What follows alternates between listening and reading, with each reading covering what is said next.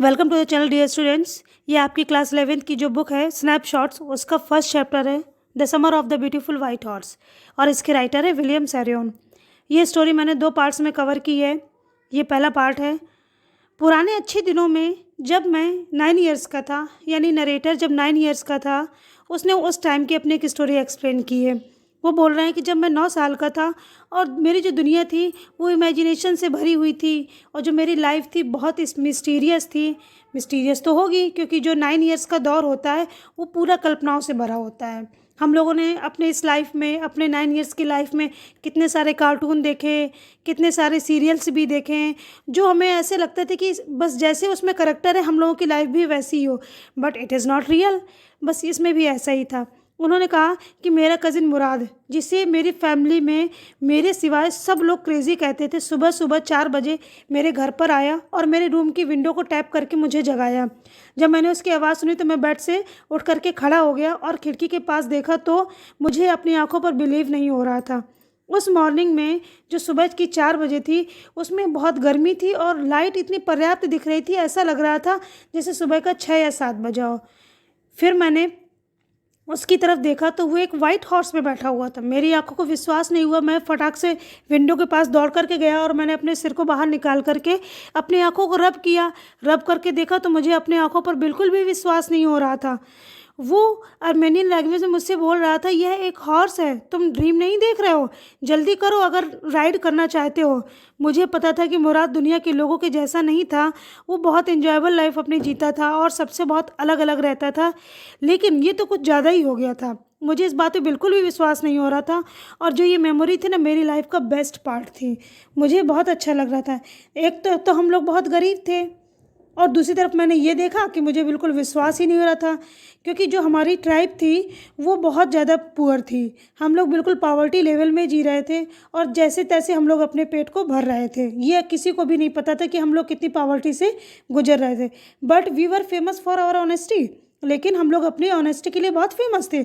हमने कभी भी किसी भी इंसान का कोई एडवांटेज नहीं उठाया था और इस चीज़ के लिए हम लोग फेमस थे।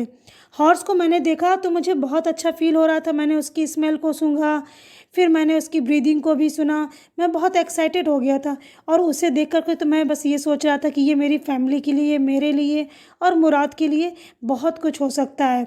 और फिर तभी मेरे दिमाग में एक आइडिया और स्टक कर गया कि ये तो इसे अफोर्ड कर ही नहीं पाएगा, तो क्या इसने चुराया है इसे। लेकिन मेरा इस बात मेरा जो दिल था इस बात को बिल्कुल भी नहीं मान रहा था, क्योंकि जो हमारी गैरोलियन फैमिली थी, यानी ये बच्चे, ये दोनों जो आर्मेनियन बॉयज़ थे, ये गैरोलियन फैमिली से बिलोंग करते थे। कहते हमारी फैमिली में चोर हो ही नहीं सकता। वाइट हॉर्स को देखकर मुझे खुशी भी हो रही थी और मुझे डर भी लग रहा था। मैंने मुराद से पूछा, तुमने इसे चुराया है? उसने कहा कि अगर तुम राइड करना चाहते हो तो विंडो से कूद करके फटाक से आ जाओ। अब तो मुझे बिल्कुल विश्वास हो गया था कि इसने चुराया है।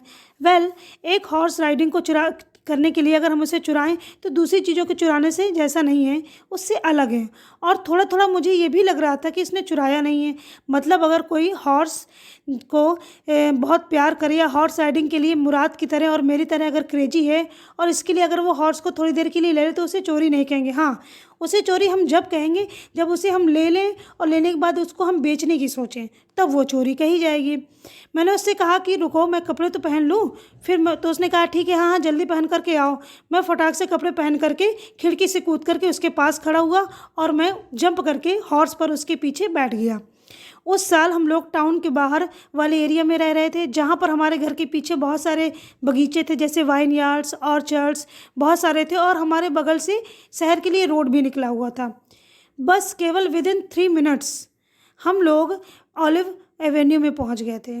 हॉर्स बिगन टू ट्रॉट और सब कुछ इतना वंडरफुल लग रहा था, इतना चार्मिंग लग रहा था कि हम लोग किसी दूसरी दुनिया में हैं। पूरी फैमिली में क्रेजी कहे जाने वाला मुराद आज सिंगिंग कर रहा था, मतलब रॉर कर रहा था, चीख चीख करके, यानी कि तेज़ आवाज़ में अपने इमोशंस को एक्सप्रेस कर रहा था। मुराद से पहले हमारे फैमिली में एक अंकल थे जो बड़ी बड़ी मूँछों वाले थे, एक वैली में रहते थे। वो भी इसी तरीके से जरा जरा सी बात में एग्रेसिव होकर के रॉर करने लगते थे, दहाड़ने लगते थे। एक दिन तो ऐसा हो गया था कि हमारे फैमिली ने बताया था कि उसके घर में आग लग गई थी। जब उसके बच्चे ने उसे बताया तो उसमें भी वो रॉर करने लगे और उन्होंने कहा कुछ नहीं हुआ, परेशान मत हो, ये तो बहुत छोटी सी बात है।